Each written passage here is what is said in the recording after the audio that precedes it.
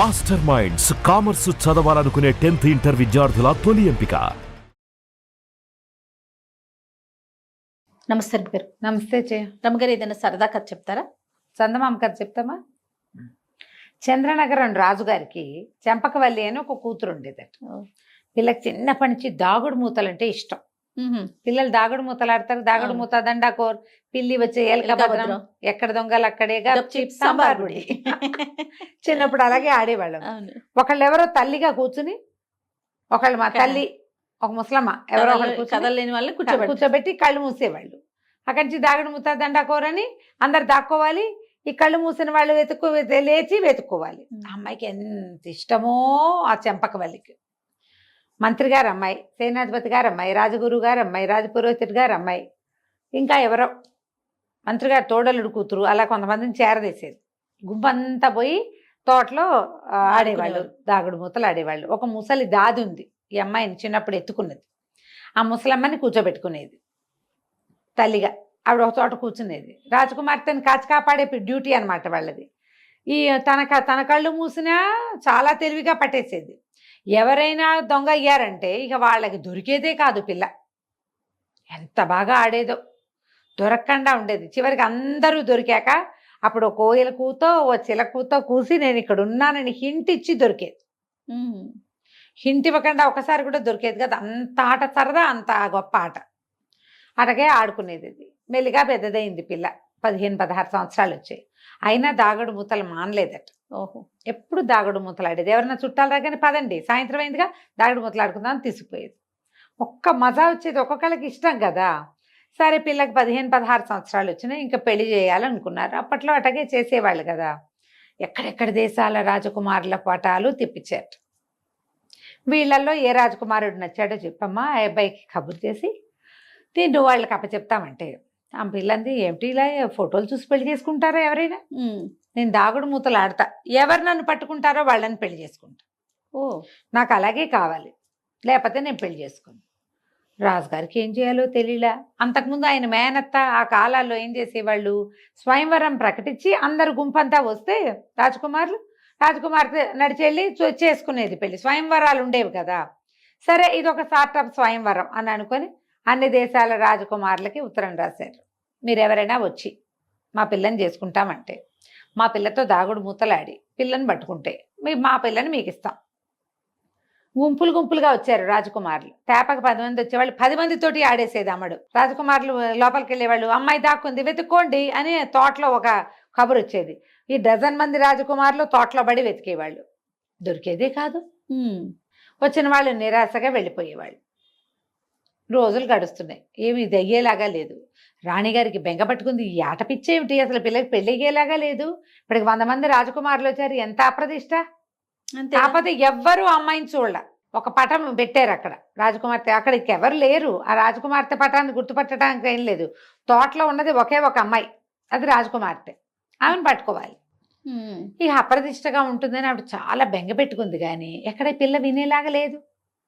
సరే, పాంచాల రాజ్యానికి రాజకుమారుడు ఒకడు, భానుకుమారుడు అని అబ్బాయి, చాలా అందమైన వాడు. అతని గురించి కొన్ని వార్తలు వచ్చాయి, 1-2 పటాలు కూడా వచ్చాయి. ఈ పిల్లకి అతన్ని చేసుకుందామని పుట్టింది. కానీ వాడు దాగుడు మూతలు ఆడకపోతే నేను చేసుకోను. ఓహో ఇట. సరే వీళ్ళ నాన్న ఏం చేశాడు, భానుకుమారుడికి కూడా ఒక వార్త పంపించాడు. మా అమ్మాయితో దాగుడు మూతలు ఆడుదు కానీ రా. అతనికి స్నేహసాగరుడు అని ఒక ఫ్రెండ్ ఉన్నాడు. ఈ భానుకుమారుడు అన్నాడు, ఏమిటో ఈ రాజకుమార్తె చెంపకవల్లి చాలా అందగత్తని ప్రచారం ఉంది, కానీ ఈ దాగుడు మూతలు గోలేమిటి, మనం పట్టుకోలేకపోతే పరువు పోతుంది చర్చి. వాళ్ళు వీళ్ళు ఉత్తరాలు రాశారు, ఆ పిల్లని పట్టుకోవడం ఇంపాసిబుల్, మేమెవరం కంటితో కూడా చూడలేదన్నారు, వేస్ట్ ఈ పని మనకు వద్దన్నాడు. అంటే ఈ స్నేహసాగరుడు ఒప్పుకోలే. అలా కాదు, నువ్వు జనరల్గా గేమ్స్లో చాలా బ్రైట్గా ఉంటావు, ఇక్కడ తెలివిగా కనిపిస్తావు, ట్రై చేద్దాం, ఏం పోయింది, ప్రయత్నించకుండా మానేసామని చెడ్డ పేరు కంటే ప్రయత్నించి ఓడిపోయామన్నదే బెటరు అని చెప్పి బయలుదేరి తీశాడు. ఈ భానుకుమారుడు స్నేహసాగరుడు ఇద్దరు ఈ ఊళ్ళోకి వచ్చారు. అతను వచ్చిన రోజున ఇంకొక 6 రాజకుమారులు వచ్చారు ఇక్కడికి. 6 1 7 7 రాజకుమారులని తోటలోకి వదిలిపెట్టారు. రాజకుమారి దంకుంది, మీరు వెతకండి అన్నారు. సై అన్నారు, వెతకమన్నారు. సాయంత్రం దాకా వెతికారు, దొరకలే. ఎవరి దారిని వాళ్ళు వెళ్ళిపోయారు వాళ్ళ వాళ్ళ విడిది భవనాల్లోకి. ఈ రాజుగారు రాణిగారు పిచ్చగా బెంగ పెట్టేసుకుంది. ఎట్టాగమ్మా నీకు నచ్చిన భానుకుమారుడు కూడా వచ్చాడే, ఇంత మంచి మంచి వాళ్ళని ఇంత చక్కటి వాళ్ళని ఈ రకంగా చేసుకుంటే పెళ్ళెట్లా అవుతుందంటే, కాదమ్మా ఒక రూల్ పెట్టుకును, నాకు ఈ ఆట ఇష్టం, ఈ ఆటలో నన్ను ఓడించిన వాడిని పెళ్లి చేసుకోవాలని నేను అనుకోవటం తప్పేముంది, కావాలంటే వాళ్ళనే మళ్ళీ ఆడమని రేపు. ఇవాళ వచ్చారు, వాళ్ళు వెతకలేకపోయారు, దొరకలా, రేపు కూడా రమ్మను, రేపు పట్టుకుంటారేమో చూద్దాం అన్నది. అనగానే సరే అనుకుంది ఈవిడ. ఈ విడుదల్లోకి వెళ్ళిపోయారుగా అబ్బాయిలు, మెల్లిగా తటాపటా సర్దుకుని మర్నాడు పొద్దున వెళ్ళిపోవాలి వాళ్ళు. ఈవిడేం కబురు చేస్తుందంటే, రేపు ఉదయం మీకు ఇంకో ఛాన్స్ ఇస్తున్నాం, సెకండ్ ఛాన్స్, మీరు సెకండ్ ఛాన్స్ ఇస్తున్నాము, మీరు ఇక్కడికి రండి అనగానే సరే ఇందులోకి వెళ్ళారు. ఆ పూట ఏమైంది, స్నేహసాగరుడు భానుకుమారుడు ఇద్దరు చీకటి పడ్డాక ఈ తోటలో కూర్చున్నారు. కూర్చుంటే ఒక ముసలమ్మ వచ్చింది అక్కడికి. ఎవరు బాబు మీరు అని అడిగింది. ఏదో పేరు చెప్పాడు. అలాగా, బాగుంది, రాజకుమార్తెను పట్టుకోవటానికి వచ్చారా, చాలా బాగుంది ఆయన, మీరు 8 మంది అటు ఇటు తిరుగుతుంటే చూసి అలాగే అనుకున్న, కన్నుల పండుగగా ఉన్నారు రాజకుమారులు అని అట్లాగే అనుకున్నాను ఆయన, మీ యనమండుగురిని చూసి అంది. రాజకుమారుడు అన్నాడు, ఒక నిమిషం, యనమండుగురం కాదు, మేము 7గురమే అన్నాడు. 7గురేనా, నేను 8 మందిని చూశానే రాజకుమారులని. అలాగా, 7గురు కాదా, 8గురు కాదా, 7గురేనా అని 2 సార్లు అన్నది. అన్నాక ముసలి, ఏమో నాయన ముసలిదాన్ని, నాకు అట్టా కనపడింది మరి అని చెప్పి వెళ్ళిపోయి. ఈ స్నేహసాగరుడు అన్నాడు, ఇంకొకసారి ట్రై చెయ్యి, చూద్దాం రేపొద్దున. ఆ అమ్మాయిని పట్టుకోవడం కష్టమయ్యా అంటున్నాడు ఇతను.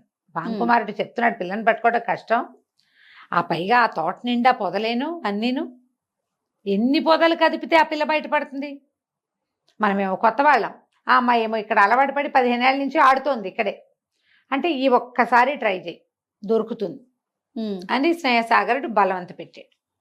మర్నాడు పొద్దున అందరూ వచ్చారు రాజకుమారులు. వాళ్ళు ఎవరు, వాళ్ళు 6గురు, ఇతను ఒకటి 7గురు.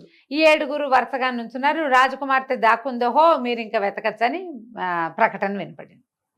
అతను ముందుకెళ్తూ వెనక్కి తిరిగి చూసుకున్నాడు. చూసుకుంటే 1 2 3 4 5 6 7 లెక్క పెట్టాడు, 7గురం.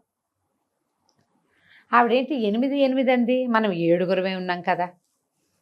ఇంకా కొంచెం ముందుకెళ్ళాక మళ్ళీ చూశాడు, మళ్ళీ 7గురే కనపడ్డారు. అయిందా, తిరిగారు తిరిగారు తిరిగారు. సాయంకాలం చీకటి పడేసరికి ఇక లాభం లేదు, అందరూ ఒక చోట చేరారు. అప్పుడు రాజకుమారుడు మళ్ళీ లెక్క పెట్టి, పొద్దున్నుంచి 4 సార్లు చేశాడు, ఎంతమంది ఉన్నారు అని లెక్క పెడుతుంటే తనతో పాటు 8 మంది కనపడ్డారు. పొద్దున లేరు, మధ్యాహ్నం లేరు, మిడ్ ఆఫ్టర్నూన్లో లేనప్పుడు సాయంకాలం చీకటి పడేసరికి 8 మంది ఎట్లా ఉన్నారు అని చెప్పి ఒక్కొక్కళ్ళ మొహాలు పట్టి పట్టి చూడడం మొదలుపెట్టాడు. ఒకళ్ళు మగధ రాజకుమారుడు తెలుసు, ఇంకొకడేమో చంద్రపూర్ రాజకుమారుడు తెలుసు, ఇంకొకడు స్వర్ణపూర్ రాజకుమారుడు తెలుసు. వరుసగా చూస్తే ఆఖరి వాడు రాజకుమారుడు కాదు, అర్థమైంది. టక్కిన వెళ్ళి దగ్గరికి పట్టుకున్నాడు. పట్టుకుని, బాబు మీరు ఏ దేశపు రాజకుమారుడు, మీ పేరేమిటి అంటే, నా పేరు మీకెందుకు అన్నాడు. అనేసరికల్లా, అవును నీ పేరు మాకెందుకులే, మాకు నువ్వే కావాలని చేయి గట్టిగా పట్టుకుని నెత్తివెంచి టోపీ తీసేసాడు. తల ఎప్పుడైతే ఈ తలపాగా తీసేయంగానే ఇంత పొడుగుని జడొచ్చింది కింద. అమ్మాయి కనపడిపోయింది. మిగిలిన రాజకుమారులు అసిపోసిని, ఎలా దాక్కున్నావు, మాతో పాటే తిరుగుతూ ఈ అమ్మాయి దాక్కుందని వెతుకుంటున్నారు. అదే అదే 8వ మనిషి ఉంది అని ముందు రోజు సాయంత్రం వచ్చిన హింటు, ఆ హింటుతో ఇతను పట్టుకున్నాడు. ఆ అమ్మాయి ఏం చేస్తోంది, ఎన్ని రోజులు వాళ్ళకి దొరకకుండా వాళ్ళతో పాటే తిరుగుతుంది. గుంపులో వాళ్ళు ఏం బట్టలు వేసుకున్నారో తెలుసు, అటు ఇటుగా అలాంటి బట్టలే ధరించి తిరుగుతుంది. అందరూ మనలాంటి వాళ్ళే అనుకుంటారు కానీ ఇలా అనుకోరు. బాగుందిగా. దాంతో పట్టుకోగానే అక్కడ గంట కొట్టాడు. అక్కడ గంట పెట్టారు. కొట్టంగానే రాజభట్లు అందరూ బిలబిల్లాడుతూ వచ్చేసారు. ఇంకేముంది, యువరాణి దొరికేసింది, ఇక పెళ్ళేనన్నారు. సాయంకాలం రాత్రికి ఉత్తరాలు రాశారు పెళ్ళని. మర్నాడు 3వ రోజున ఈ చంపకవల్లికి భానుకుమారుడికి ఇద్దరికి పెళ్లి చేశారు. కథ కంచికి మనం ఇంటికి. బాగుందండి. నమస్తే. నమస్తే జయ.